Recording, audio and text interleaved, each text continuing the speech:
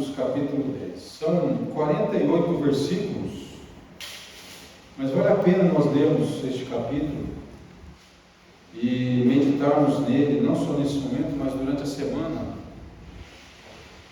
diante das circunstâncias que vivemos relacionadas à igreja cristã, principalmente à igreja evangélica, né? Esse texto nos traz uma reflexão importante sobre a nossa vida, sobre o chamado de Deus, a vocação, os dons, os talentos, o serviço ao reino de Deus, que é a nossa maior alegria. Nós servimos também no reino dos homens, nós estamos vivendo em sociedade, temos responsabilidades, temos compromissos, mas nós vivemos também num outro nível. Nós somos cidadãos do reino de Deus. E esse reino, ele requer também de nós algumas demandas, né? Alguns serviços. E às vezes, o reino dos homens, ele toma todo o nosso tempo. E o reino de Deus, que é o mais importante, fica de lado. E esse texto nos traz algumas reflexões importantes para a gente tomar um pouco de cuidado com relação a isso. Então, vamos acompanhar a leitura, mesmo assentados, né, da palavra de Deus. Capítulo 10 aí de Atos, a partir do versículo 1. E havia em Cesareia,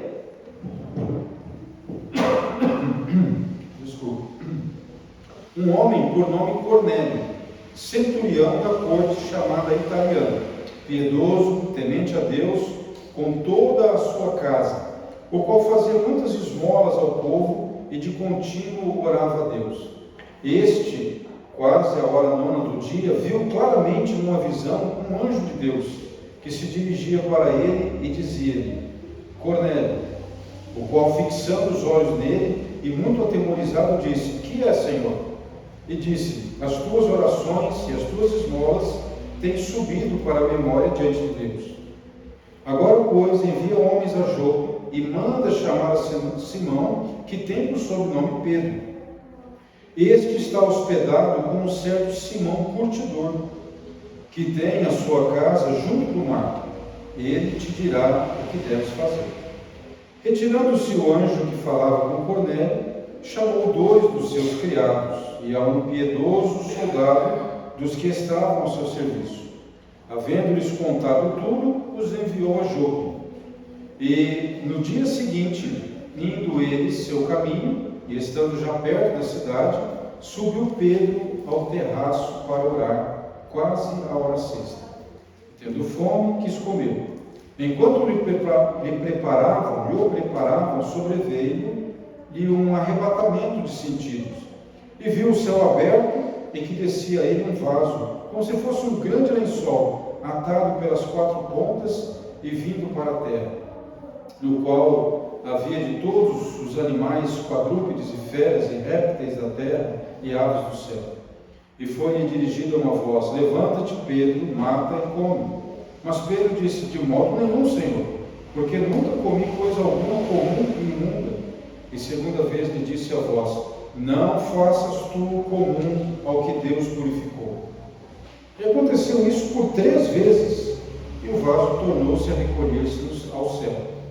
E estando Pedro duvidando entre si acerca do que seria aquela visão que tinha visto, eis que os homens que foram enviados por Cornélio pararam à porta, perguntando pela casa de Simão.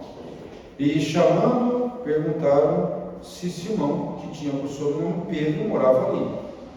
E pensando Pedro naquela visão, disse-lhe o Espírito: Eis que 3 homens te buscam.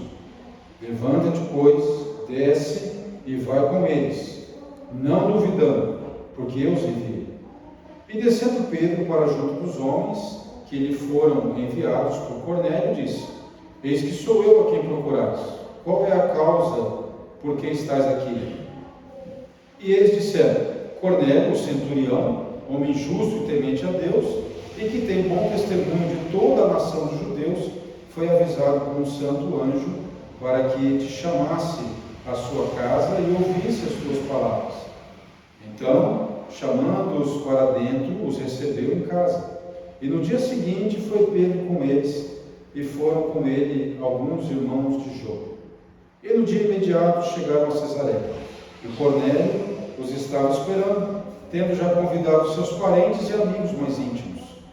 E aconteceu que, entrando Pedro, saiu Cornélio a receber, e prostrando-se a seus pés, o adorou. Mas Pedro o levantou, dizendo: levanta-te, que eu também sou homem.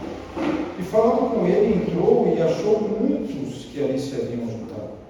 E disse-lhes: vós bem sabeis que não é lícito a um homem judeu ajuntar-se ou chegar-se a estrangeiros.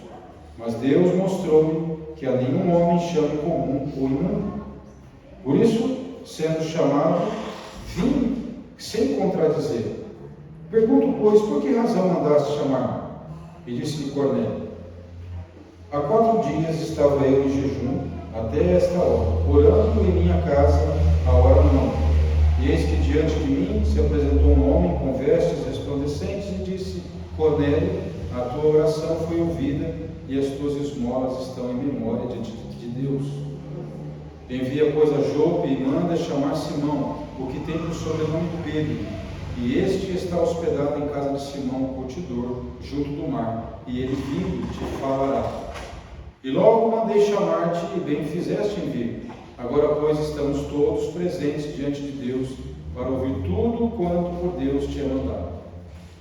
Abrindo Pedro a boca, disse: reconheço por verdade que Deus não faz acepção de pessoas, mas que lhe é agradável aquele que em qualquer nação teme e faz o que é justo. A palavra que ele enviou aos filhos de Israel, anunciando a paz por Jesus Cristo, este é o Senhor de todos. Esta palavra, vós bem sabeis, veio por toda a Judéia, começando pela Galiléia, depois do batismo que João pregou. Como Deus ungiu a Jesus de Nazaré com o Espírito Santo e com poder, o qual andou fazendo bem e curando a todos os oprimidos do diabo, porque Deus era com ele.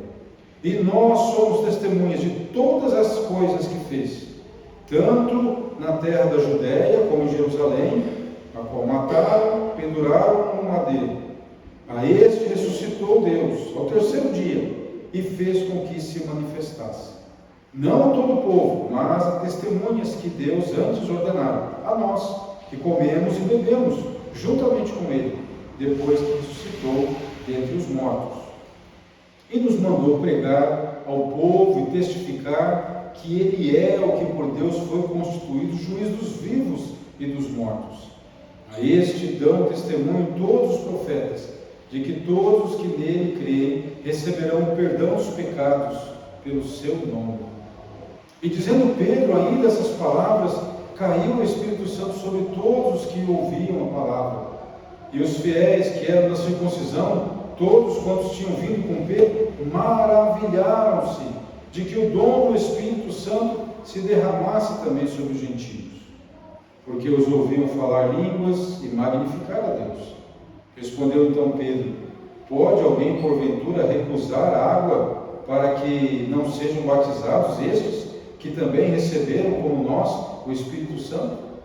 E mandou que fossem batizados em nome do Senhor. Então rogaram-lhe que ficasse com eles por alguns dias.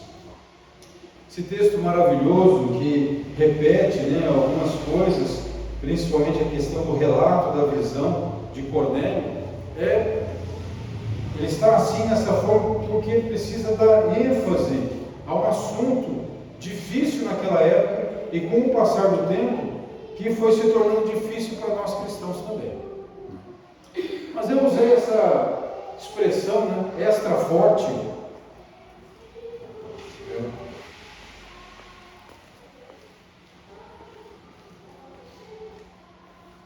expressão que nós conhecemos de repente de alguns produtos que usamos em casa, Por exemplo, café. Há pessoas que gostam de um café um pouquinho mais fraco, aí o outro um café mais forte. No caso do café ou de algum alimento, alguma bebida, é a ideia de algo que não está diluído, está ali na sua presença plena, no seu, de repente até numa concentração maior. Mas também a gente pode ter remédios, alguns remédios, que são mais fortes, são mais concentrados e que, de repente, para essa enfermidade ou situação que nós estamos vivenciando, né, a gente precisa de uma dose mais forte, então vai procurar usar aquele remédio na concentração mais forte. Nós também temos material, né, de limpeza, produtos de limpeza. Às vezes, dependendo da sujeira que você precisa limpar, não dá para ser um produto comum, né, ou do dia a dia. Precisa ser um produto mais forte. Né? Agora, algumas pessoas, né, às vezes, elas, quando ouvem essa expressão, né, extra forte, elas podem pensar em algo exagerado, um excesso. Mas no que diz a palavra de Deus, o que diz o Evangelho, olhando alguns momentos da história, né, e do nosso tempo, né, nós percebemos que, infelizmente, muito do Evangelho, daquilo que é original, né, está tão diluído, está tão corrompido e misturado com outras coisas, que é uma época em que, de fato, nós precisamos voltar às origens, né? Nós precisamos voltar às práticas cristãs antigas, relacionadas ao cumprimento das Escrituras, né? E é exatamente, talvez, essa diluição do Evangelho que tem causado comportamentos inconvenientes em pessoas que se dizem cristãs, né? Mas assumem comportamentos, condutas, atitudes, né, que não estão de acordo com a palavra de Deus, são estranhas à palavra de Deus, não fazem bem à nossa vida, estão ligadas ao que a gente pode chamar de consumismo, individualismo, secularização, até mesmo, né, polarização política, né, aspectos que, quando nós falamos com relação àquilo que a palavra de Deus ensina na sua pureza, aí corre-se o risco, né, de ser associado com extremismo, com fundamentalismo, um cristianismo ortodoxo demais, ou coisas dessa natureza. Né? O Evangelho, então, hoje, infelizmente, tem sido reduzido a um produto de publicidade, ele precisa ser acompanhado, né, com técnicas de venda. Né? Nós vemos muitas pessoas que, em vez de deixar aquilo que a palavra de Deus coloca como um meio de desenvolvimento, de amadurecimento da fé, que é essa convivência da igreja com as coisas boas e as coisas ruins também, que são natural da convivência, né, do relacionamento humano, as pessoas estão sendo discipuladas por podcast, por influenciadores virtuais, né, por redes sociais. Isso tem causado uma baixa no compromisso e no nível, né, de maturidade cristã, dentro daquilo que nós temos visto em alguns textos, e que a palavra Deus coloca o objetivo claro da vida cristã é ser como Cristo, né? Estar atingindo a maturidade da nossa fé com base no padrão de Jesus. O pastor Glenn Peckham, um nome diferente, né? Ele escreveu um livro em que ele trata desses aspectos. Ele chama o livro, chama O Pastor Resiliente, né? Mas ele coloca ali várias pesquisas de uma fundação que ele trabalha, de realidades da vida cristã, da vida da igreja nos nossos dias. Nos Estados Unidos, mas é interessante que não está acontecendo só lá, acontece no Brasil, e como a gente conversa com missionários que também trabalham em outras nações, eles também dizem que estão enfrentando a mesma situação. Então ele conta, por exemplo, que um casal com quem ele trabalhou, um casal que ele batizou os filhos daquele casal, ajudou até num momento de crise financeira, colocou lá no Face deles que estavam saindo da igreja. Esse pastor entrou em contato com o casal para ver se tinha entendido bem, e esse casal realmente disse que estava deixando a igreja. E o pastor procurou saber o motivo, né? Porque geralmente não é dessa maneira que se comunica a saída de um membro da igreja. E eles disseram que foi um pequeno texto que o pastor tinha colocado nas redes sociais da igreja, né? Falando a respeito de imigrantes, de membros afrodescendentes, que é o termo que se usa lá, né? Membros da igreja que eram negros, né? E que estavam enfrentando algumas dificuldades com relação ao trabalho, e ele então estava trazendo o que a Bíblia fala com respeito à conduta cristã, né? Diante de preconceito racial e assim por diante. E aí esse casal interpretou que o pastor estava assumindo uma pauta ideológica, estava assumindo um discurso, né, de um determinado partido político.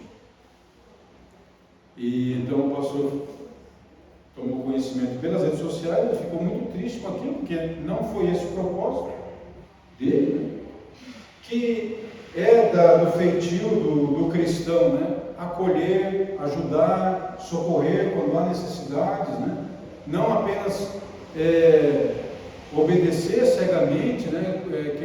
Questões políticas, mas procurar discernir e se posicionar com relação, né, à sua fé de uma maneira equilibrada, né?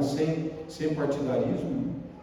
Mas ele foi identificado com um grupo que ele nem fazia parte, e aquelas pessoas estavam deixando a igreja. Então esse pastor, através da fundação, começou a fazer uma pesquisa, né? E ele descobriu que várias pessoas estavam tomando esse tipo de posição também, né, com outras questões. E então esse pastor estava dizendo, olha, é um tipo, né, de extremismo, de tribalismo, né, em que, infelizmente, mesmo numa época em que nós temos tantos recursos, né, para ajudar no crescimento, na maturidade da fé da igreja, as influências das redes sociais trazem esse tipo de desentendimento, né, esse tipo de dificuldade para a igreja. Então, a pesquisa que ele fez, né, com a sua fundação, é que muitos cristãos, né, frequentavam muito mais as redes sociais do que o culto presencial. Então, eu até mesmo, esses dias, estava vendo uma pessoa que foi presidente de sínodo e foi presidente de presbitério, um pastor que teve uma longa folha de serviços para a igreja, se beneficiou da estrutura da igreja, inclusive para estudar e fazer palestras fora, né? Hoje ele usa as redes sociais para criticar, né, o concílio da igreja, para falar mal do presidente eleito, né, pelos representantes de presbitérios e sínodos, né? Então, uma pessoa que viveu e se beneficiou enquanto participou como presidente de sínodo, como presidente de presbitério, e agora usa as redes sociais para fazer críticas inconvenientes pelas redes sociais. Então, se uma pessoa com o nível dele, né, toma essa atitude, imagine as pessoas que às vezes estão ali apenas para discutir assuntos, né, de forma às vezes leviana, sem profundidade, aonde isso vai levar? Então ele trabalha ali, né, umas estatísticas, né, onde ele fala a respeito da frequência, do nível de compromisso, né, que as pessoas têm, e ele falou, olha, essa é uma visão americana que nós temos hoje, né, relacionado com esse extremismo, e ele cita, né, um teólogo, Stanley Auerbach, não conheço ele, e esse escritor disse o seguinte: ser discípulo de Jesus não é apenas conhecer os fatos básicos de sua vida, não basta conhecer a sua história. Ser discípulo de Jesus significa que nossas vidas devem literalmente ser incorporadas ao drama da redenção de Deus por meio da vida e obra de seu Filho, desse homem, Jesus de Nazaré. Então ele vai dizer que a estudar a Bíblia, por exemplo, não é um fim em si mesmo. Participar do culto não é um fim em si mesmo. Por mais proveitosas, né, que sejam esses nossos encontros, né? Mas eles são meios em que nós somos engajados, nós somos colocados no plano, na ação redentora de Deus, nesse momento, nesse lugar, nessa história, na nossa vida, nos nossos relacionamentos. Aí a grande pergunta, então, meus irmãos, que esse texto precioso de Atos 10 nos faz pensar, né? Até onde nós vamos no nosso compromisso de seguir o Senhor Jesus? Será que nós achamos, né, que o que está sendo relatado para nós aqui, que é para o nosso ensino, para o nosso exemplo, é forte demais? É extravagante, é exagero demais para a nossa vida cristã? Ou é algo que faz falta e por isso pode descrever, né, o motivo de muitas vezes nós encontrarmos fraquezas, falta de compromisso, né, falta de engajamento, ou mais, falta de experimentar uma vida cristã mais plena, mais satisfatória. Um exemplo que ele usa, que aconteceu lá nos Estados Unidos, é de dois irmãos cristãos da Geórgia, né? É o Robert Johnson e Clarence. Então esses dois irmãos, desculpe, tem um microfone na lapela, nessas horas não ajuda, né?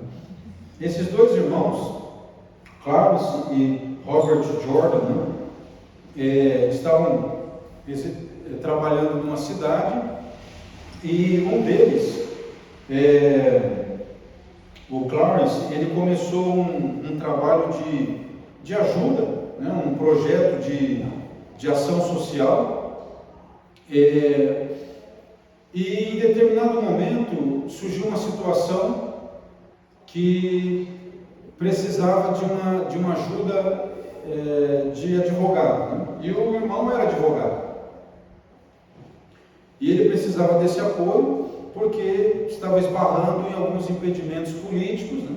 Ele precisava de alguém então que o ajudasse a lidar com essa questão, com esse pleito, né? E o irmão que era advogado, ele tinha intenções de se projetar politicamente. Então ele chegou a dizer para o irmão: olha, eu não vou ajudar você nessa questão, nesse seu projeto aí, social, porque eu vou acabar me indispondo com a classe política e eu tenho pretensões de galgar, né, um cargo político. E então o irmão dele, né, disse para ele: mas nós fomos batizados no mesmo dia. Na mesma igreja nós fizemos a nossa profissão de fé, nós assumimos compromissos com o Senhor. O que há de diferente entre nós? E aí o irmão disse para ele assim, né? Será que você aceita Jesus como seu Senhor e Salvador? E ele disse: sim. Mas eu sigo Jesus até certo ponto. E aí o irmão, né, que estava pedindo a ajuda dele, perguntou: por acaso esse ponto seria a cruz? E o outro, que tinha pretensões políticas, respondeu: isso mesmo, eu o sigo até a cruz, mas não na cruz, eu não vou me deixar crucificar. E aí o irmão respondeu: então acredito que você não seja um discípulo, você é um admirador de Jesus, mas não um discípulo dele. Um discípulo é aquele que de fato vai até a cruz, não é aquele que simplesmente acredita na cruz ou é grato pela cruz de Jesus. Um discípulo é aquele que segue Jesus tão de perto que toma a sua cruz. Então, veja que o caso desses irmãos, né, de sangue, expressa o que tem acontecido nos nossos dias. Tem pessoas que elas são admiradoras de Jesus, daquilo que ele fala, daquilo que ele fez, mas elas não estão dispostas a seguir Jesus até a cruz. Como o próprio Jesus diz: quem quiser vir após mim, negue-se a si mesmo, tome a sua cruz e siga-me. Tomar a cruz significa: assuma a morte do seu eu. E aqui está, no exemplo dessa história, o que está diferenciando, né, algumas igrejas populares que a gente pode dizer que são mais mega empresas, né, que estão interessadas não nesse aspecto do Evangelho, do compromisso de obediência total para com Cristo, mas até onde é interessante, até onde é vantajoso financeiramente, politicamente, profissionalmente ou qualquer outra coisa que a gente imaginar. O Auerbas, ele diz, né, o discipulado é simplesmente um treinamento prolongado para se desapropriar. Tornarmos-nos seguidores de Jesus significa que devemos, como Ele, ser despojados de tudo que achamos que nos dá poder sobre a nossa própria vida e a vida dos outros. A menos que aprendamos a renunciar à presunção de que podemos garantir o significado de nossas vidas, não seremos capazes de alcançar a paz do reino de Deus. Então é comum nós vermos as pessoas dizendo que elas querem o reino, justiça, paz, alegria e outras coisas, mas elas não querem o reino. Elas querem os benefícios do reino, mas elas não querem o rei. Elas buscam justiça sem julgamento, liberdade sem rendição ou amor sem perdão. Querem o fruto do reino sem a autoridade do rei. Mas para aqueles que estão dentro da igreja, queremos o rei e seu reino, sem a cruz. Então nós temos essas situações, né, acontecendo no nosso meio. E aí a gente precisa de uma dose extra forte do Evangelho para nos livrar dessa corrupção, dessa decadência, né, dessa diluição. E aqui, nesse texto, nós encontramos situações que nós precisamos enfrentar e vencer como desafios, né, de uma vida de ser discípulo e de se engajar no discipulado, que é o plano do Senhor, que é o nosso testemunho cristão, o ensino da palavra de Deus, o repartir desse Evangelho, né? Então nós encontramos Deus agindo em tudo. Nós encontramos aqui um pagão, Cornélio, e Deus, na sua graça e misericórdia, quer levar o Evangelho da salvação a esse homem que já tem uma piedade, ele já tem uma preparação, né? Ele provavelmente é um prosélito, ele tem um bom testemunho dos judeus, ele segue, dentro do possível, né, a lei, a revelação da Torá, das Escrituras, ele ora, ele jejua, ele faz caridade, né? E aí veja, o Senhor permite que lá na igreja que está em Jope, né, uma cristã muito piedosa e amada, que é a Tabita, também chamada de Dorcas, vem adoecer e falecer. E Pedro se dirige para lá, ora por ela ressuscita, Deus a ressuscita, e o Senhor está preparando Pedro ali para chegar a levar a mensagem da salvação, da vida, da ressurreição pela fé, né, a uma outra pessoa, não apenas uma pessoa, mas várias pessoas, que é Cornélio, sua família. Naquela época, na casa, não estava restrita apenas à esposa e aos filhos, mas os pais também, sogro, sogra, avós, avós, os servos, os empregados. Então era um grupo grande, como nós vimos no relato aqui. Mas Pedro ainda é um homem que não entendeu o alcance do Evangelho. Então, como muitos hoje em dia, né, querem viver a fé de forma privada, né, de forma individualista, e não percebem, né, que a nossa fé cresce e nós experimentamos as suas benesses, né, os seus frutos, na medida em que nós vivemos os relacionamentos que Deus quer usar para o anúncio da sua palavra, a salvação e a edificação de vidas, né? Então Cornélio, ele representa esse grupo, né, que está no paganismo, desse grupo que vem do paganismo, que tem essas instruções, mas que Deus está agindo, que Deus está chamando, que Deus está trabalhando. Deus trouxe ele para servir ali em Cesareia, na Cesareia do litoral. Tinha outra Cesareia que não era no litoral, mas essa era no litoral. Então de Jope bastava seguir um pouquinho mais para o norte, acima, né? Chegava ali em Cesareia, havia um grande regimento de soldados romanos. Cornélio foi servir ali, e Deus trabalhando no coração dele, né, mudando os seus valores, desintoxicando, né, a sua alma, e o Espírito trabalhando no seu coração, até que chega um momento em que o Senhor envia um anjo dizendo para ele: olha, você agora precisa ouvir o Evangelho. Pedro vai ser pressionado, né, mais à frente pelos judeus cristãos, lá no capítulo 11, por que ele entrou na casa de um gentio, por que comeu com eles, por que se misturou com eles. E Pedro vai relatar tudo isso, mas ele vai dizer: olha, o anjo disse para ele me chamar, que eles ouviriam palavras que salvariam a sua vida. É o relato de Pedro no capítulo 11, quando Pedro dá satisfação a essa inquisição, né, dos cristãos judeus, por que eles se misturam.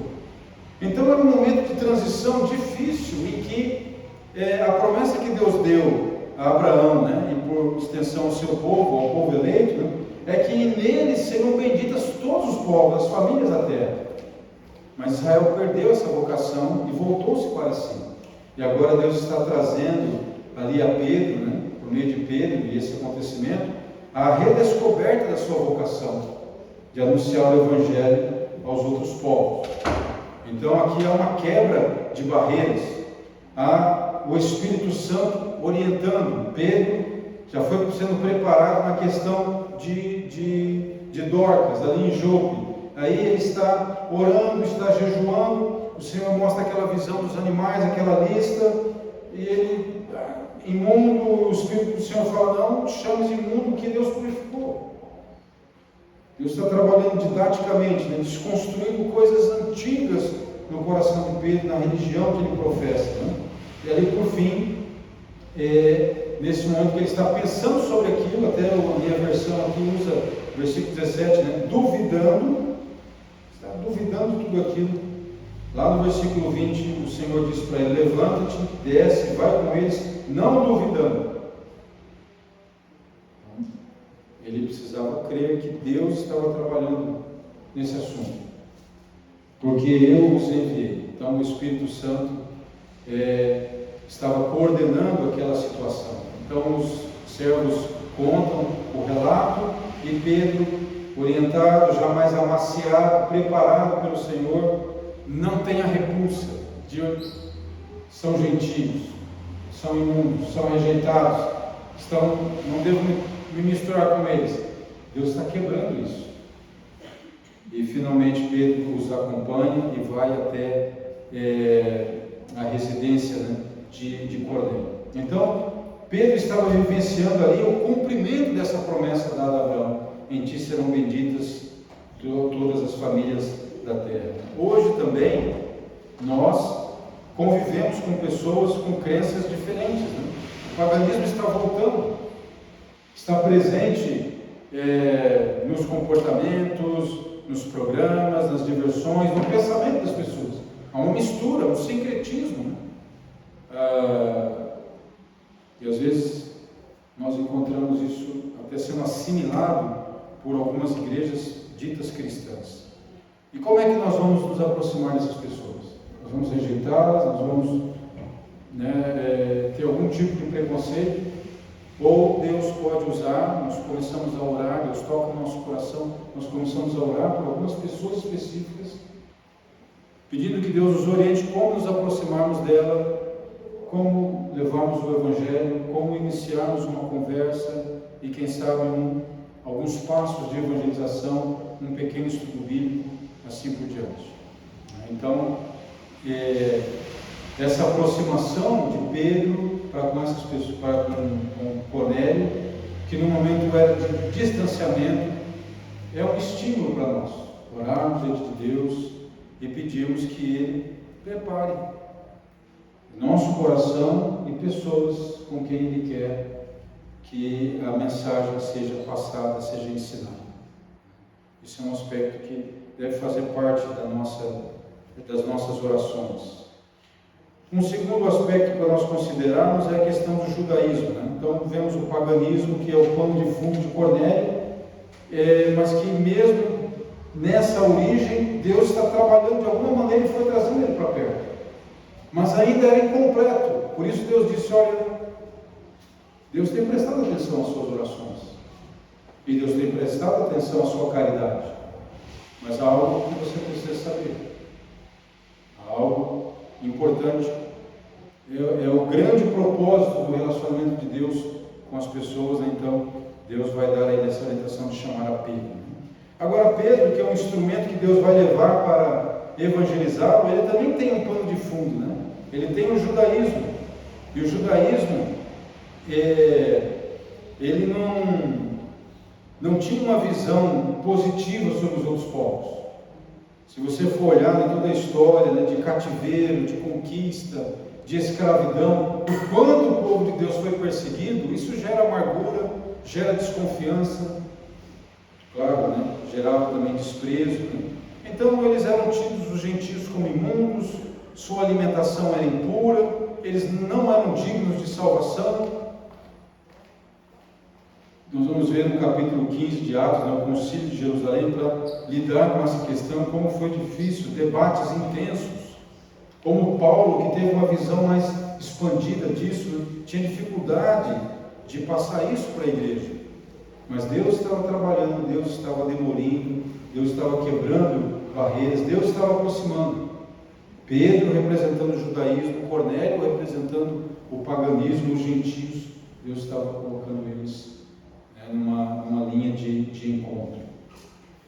E o que estava entre os dois povos, né? Entre essas culturas, entre esses pensamentos, esses comportamentos diferentes, né? O Evangelho, a mensagem, a boa notícia, né?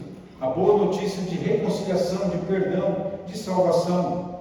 Então esse Evangelho, que era uma mensagem tão profunda e tão impactante para os judeus convertidos, eles ainda não tinham ideia, embora Jesus tenha dito, ide por todo mundo e pregai o Evangelho, eles não tinham ideia do impacto na vida dos pagãos.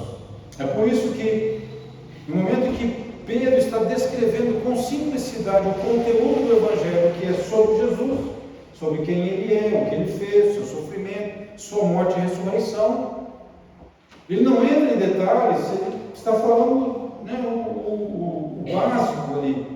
É suficiente para que o Espírito Santo se manifeste na vida daquelas pessoas.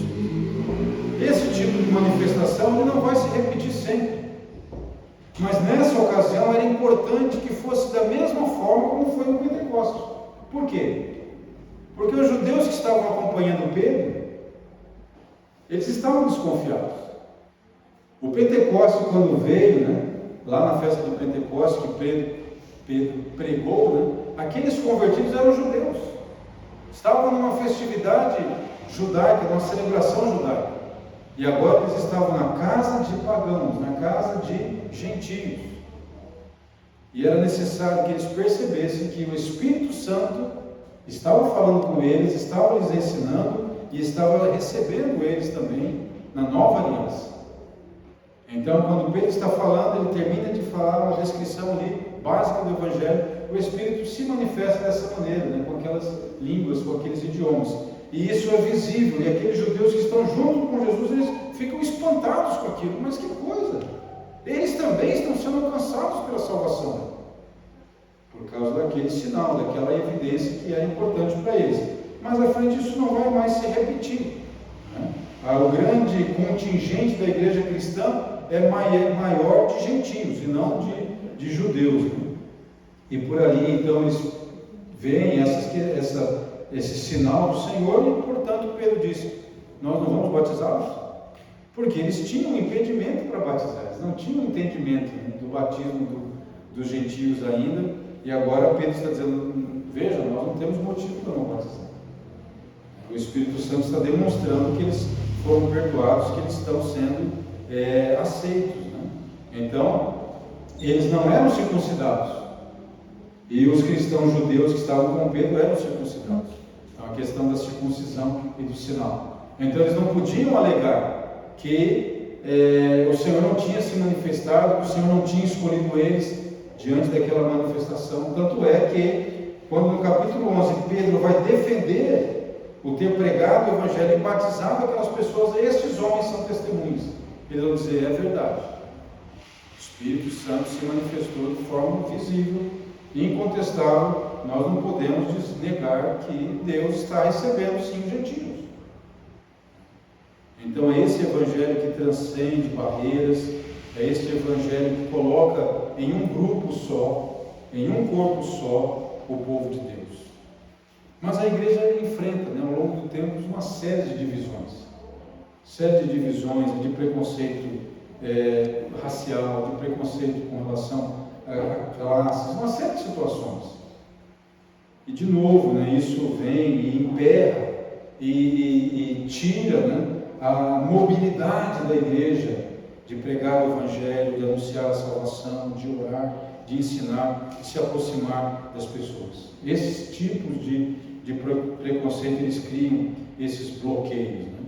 Nesse livro, o pastor também coloca uma entrevista que foi feita com o pastor Martin Luther King, um entrevistador chamado Clark pergunta como é que eles mantinham a unidade, o grupo, diante de espancamento, diante de prisões injustas.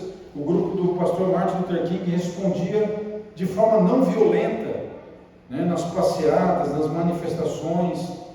E o pastor Martin Luther King vai falar a respeito desta unidade, de eles procurarem estudarem a Bíblia, estudarem essa atitude, de não reagir dessa maneira, da mesma maneira, com violência, de eles procurarem ali simularem situações de provocação e exercitarem essa postura de não violência quando estivessem na rua, diante das câmeras, sendo perseguidos por policiais ou por soldados. Então, o pastor usa essa entrevista e diz, no início a igreja cristã, ela também crescia e se fortalecia, porque a igreja vivenciava a mesma situação. Ela sofria as mesmas perseguições, ela tinha os mesmos interesses. Então oravam, estudavam, socorriam. E ele vai falar que a característica da igreja nos primeiros séculos era justamente esse comportamento, esta unidade. Então, ele coloca até uma frase de um desses pastores antigos do passado, que dizia o seguinte: nós não nos preocupamos em ensinar apenas doutrina, mas nós nos preocupamos em viver o que o Senhor Jesus nos ensinou. E era esse viver, esse testemunho que atraía as pessoas. Até porque a parte de ensino era uma parte sequencial, para aqueles que seriam recebidos como membros. E o culto não era público, o culto era de portas fechadas. Por isso que se criavam boatos, que na ceia os cristãos comiam bebês. As pessoas não participavam, não sabiam que o sangue era uma representação do sangue de Cristo. Mas como o culto era de portas fechadas, eles não sabiam o que acontecia lá dentro. Então ficavam inventando coisas. Como diziam também que no culto protestante se adorava bode. Não tinha bode nenhum, não tem bode nenhum. Então, hoje, nós precisamos pensar essas práticas dos cristãos do passado, de unidade, de comunhão, de assumir o compromisso a ponto de ir até a cruz, e não apenas até onde é conveniente para nós. Esse é o aspecto que o pastor Ben trabalha no seu livro, e das pesquisas que eles colocaram da sua instituição, vão trazendo esses dados aí. Se coloca com um texto antigo também da igreja, aí já é um outro autor, o Ryder, ele fala que um cristão passava por algumas etapas para ser recebido como membro: boas-vindas, instrução, preparação e iniciação. Então, era feito ali uma avaliação do viver dessa pessoa. Ele vivia o que ele estava aprendendo do Evangelho? Vivia. Então, em cada uma dessas etapas, era comprovado essa conduta, essa atitude, então ele era recebido. Agora, que interessante, quando não havia essa confirmação, então a pessoa era afastada. Por exemplo, gladiadores.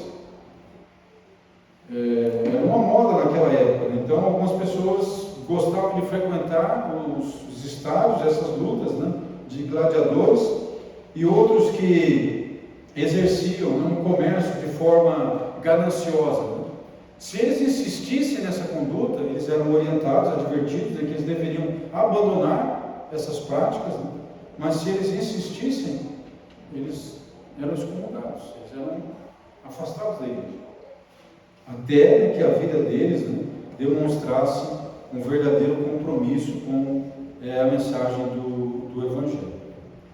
O pastor Glenn, numa das suas pesquisas, né, com a pergunta: por que muitos cristãos não estão engajados no discipulado, envolvidos com o desejo de aprimorar a forma em que vão testemunhar o Evangelho, buscando intencionalmente, né, orar e encontrar-se com pessoas com o objetivo de compartilhar a palavra de Deus. Então, as respostas, né, que ele encontrou nessa pesquisa, né, foi: muitos se sentem que estão mal equipados para evangelizar e para discipular. Então, isso seria um dos primeiros obstáculos, né? Eles não se sentem bem equipados.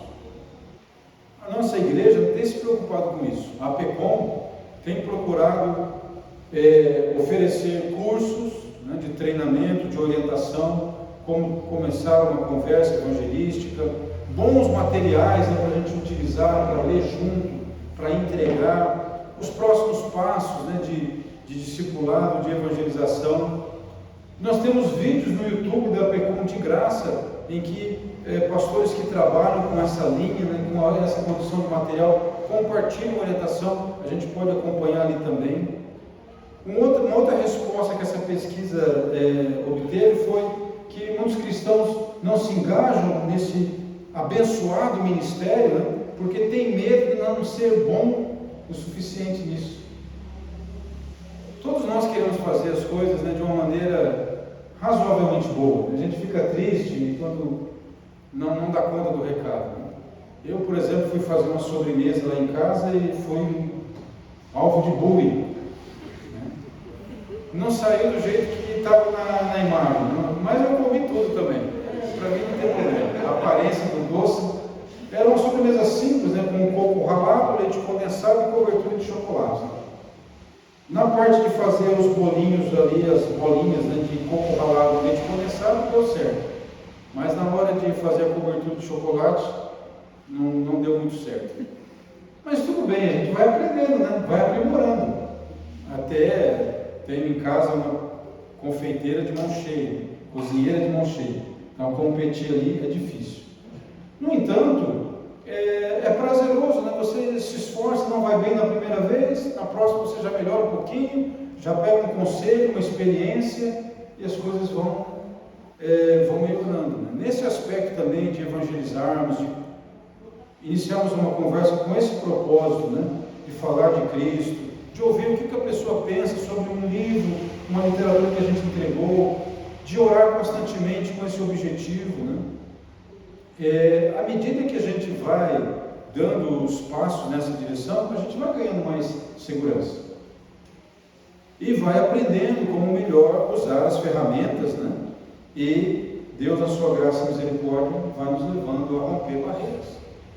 Nós hoje lemos aqui o livro, o capítulo 10 de Atos, né, sobre Pedro e Cornélio, e vemos a coisa simples, né? Mas não é simples. A aproximação desses dois grupos demandou de Deus muito trabalho, muito tempo. Então, quebrar preconceitos, do capítulo 10 até o capítulo 15, quantas coisas precisaram acontecer, e mesmo assim o debate foi acalorado no Concílio de Jerusalém. Então, meus irmãos, para Deus usar as nossas vidas e nós nos aproximarmos de alguém para falar de Cristo, para orar pela salvação dela, para falar do Evangelho, olha, Deus move muitas coisas. Mas o nosso coração, né, pode, desde já, né, por meio da oração, por meio da leitura da palavra, ir vendo Deus derrubando barreiras e inseguranças no nosso coração. Nessa mesma pesquisa, eles descobriram, né, que um outro obstáculo desses cristãos não estarem engajados em alguma coisa voltada para o evangelismo discipulado, eles colocaram falta de incentivo, ou seja, um empurrãozinho. Muitos muitos cristãos o que faltam é um empurrãozinho. Tanto é que essa organização escreveu um livro assim, Crescendo Juntos, dizendo assim: olha, você está mais bem preparado do que você imagina. Você tem mais condições de começar uma conversa evangelística, orar e discipular alguém do que você imagina. Então essa literatura, né, ainda não tem em português, Crescendo Juntos, é um empurrãozinho para nós estarmos nos envolvendo, né, com esse trabalho, com esse serviço que o Senhor Jesus quer. Nós falamos na outra ocasião, né, de sermos pessoas cristo-dependentes, né? Eles já usam uma outra expressão. Ele fala sobre a vida cruciforme, que é essa vida de ir até a cruz, né? Não negar a cruz, não negar o sofrimento, não negar o desapego, né? Mas desenvolver a nossa fé comunitária e pessoal, focada nos valores do reino de Deus e procurando aproveitar as oportunidades que Deus está produzindo. Veja que coisa maravilhosa. Deus preparou Cornélio para a pregação de Pedro. Não tem coisa mais fácil, né? Deus preparou o coração de Cornélio. Cornélio convidou a família, os amigos íntimos, estava aquele grupo ali. Provavelmente um grupo grande, talvez um grupo de 30 pessoas ou mais. E Pedro foi apenas repartir o seu testemunho. Então, lembra que Pedro estava orando, Cornélio estava orando. Então, nós começamos, né, um engajamento dentro desse aspecto que Deus quer colocar na igreja, que é uma dose extra forte, porque em vez de focar em eventos, né, em vez de focar naquilo que é aparente, focar naquilo que o Senhor realmente quer, que é a transformação de vidas, por meio do relacionamento dos seus filhos, das suas filhas, né? Então, infelizmente, hoje nós temos números de pessoas que não estão comprometidas com a cruz do Senhor. Um motivo político, um motivo econômico, uma coisa aqui, uma coisa ali, é suficiente para abandonar, deixar de lado, não se envolver, não se comprometer. E é verdadeiramente, meus irmãos, uma vida de oração, de estudo da palavra, de compartilhar da palavra, que faz o diferencial na vida cristã. Ele também trabalhou numa pesquisa mostrando exatamente isso, que à medida que uma pessoa ela se compromete a levar a palavra de Deus com outra pessoa, ela desejando fazer o melhor na exposição da palavra de Deus, encontrar com testemunho, encaminhar e orar com ela, nesse esforço ela se beneficia, porque ela se cuida também. Uma pessoa que ele entrevistou disse isso: olha, quando eu estou comprometido em acompanhar alguém na evangelização do discipulado, eu estou sempre me cuidando, porque eu sou responsável por ela. Então eu estou orando mais, eu estou sendo mais zeloso, mais cuidadoso, e acabo eu sendo uma bênção melhor para a minha família, na igreja onde eu participo, porque eu tenho esse compromisso. Eu achei interessante, né, essa resposta também na pesquisa dele, né? Então, alguns pontos que ele colocou da sua pesquisa que ele incentiva, né, é que nós venhamos a descobrir como Deus pode usar o discipulado da nossa vida para nutrir uma fé, não que debanda, né, que foge, que por outros motivos, qualquer motivo, né, se afasta, mas uma fé resiliente, uma fé firme, que está baseada de fato, né, no amor e na ação do Espírito Santo. O Espírito Santo falando conosco, falando com o outro, movendo, ou seja, realmente trazendo a transformação de vida. Que alegria, meus irmãos, nós temos essa experiência de podermos trabalhar, estudar, cuidar da casa, ter o nosso lazer, ter os nossos momentos, a nossa responsabilidade, mas tudo isso coordenado pelo Espírito Santo para o serviço do seu reino, para, de alguma maneira, né, levar essas palavras que Pedro diz aqui, lá diante da igreja de Jerusalém, palavras de vida, pelas quais pessoas são salvas. Pessoas são salvas. Veja que isso não depende de nós, não é a nossa capacidade. Eu sei que dá uma insegurança, né? A gente tem, como essa pesquisa mostrou, nos sentimos mal equipados, mas veja, quem faz a transformação, quem muda, é o Espírito. Deus já estava trabalhando no coração de Cornélio, Deus estava trabalhando no coração de Pedro. Deus usou meios, o tempo, os acontecimentos, as palavras, mas é Ele que age, né? É Ele que transforma. E essa é a nossa alegria, né? É aquela famosa luz vermelha, né, que o Drauson Thompson fala, aquele friozinho na barriga, diz: eu vejo isso como uma luz vermelha dizendo, não é você que transforma, não é você que converte, é o Espírito Santo. Ore, apresente o Evangelho, demonstre o interesse, né? Mas tem essa paz de que é o Espírito que transforma. Então veja, Pedro tinha uma agenda grande, ele tinha muitos assuntos para resolver, mas ele não recebeu, né, aquela intervenção daquelas pessoas ali, batendo na porta, batendo palma, procurando por ele, como algo que estava atrapalhando. Ele estava de jejum, ele ainda ia comer, ele estava com fome. Mas que incômodo, a essa hora. O seu coração estava submisso, né, atento à orientação do Espírito Santo. Então, Deus deu a ele a alegria de ver aquelas pessoas sendo salvas, sendo perdoadas, sendo acolhidas na igreja. Esse grupo formou a igreja de Cesareia. Um ponto importante, um ponto porto, né? Movimentação, soldados, muita gente chegando, e Cornélio provavelmente seria uma pessoa ali que teria condições de ser um presbítero, ser um diácono, talvez um pastor daquela igreja. Então, Deus abriu espaço na agenda lotada de Pedro e Deus o conduziu a levar a palavra de vida. Então, nós vivemos num mundo em que, infelizmente, né, o Evangelho foi reduzido a um produto de publicidade, a um meio de angariar recursos, manipular inclusive votos, né, manipular vários interesses. Infelizmente, a gente vê isso.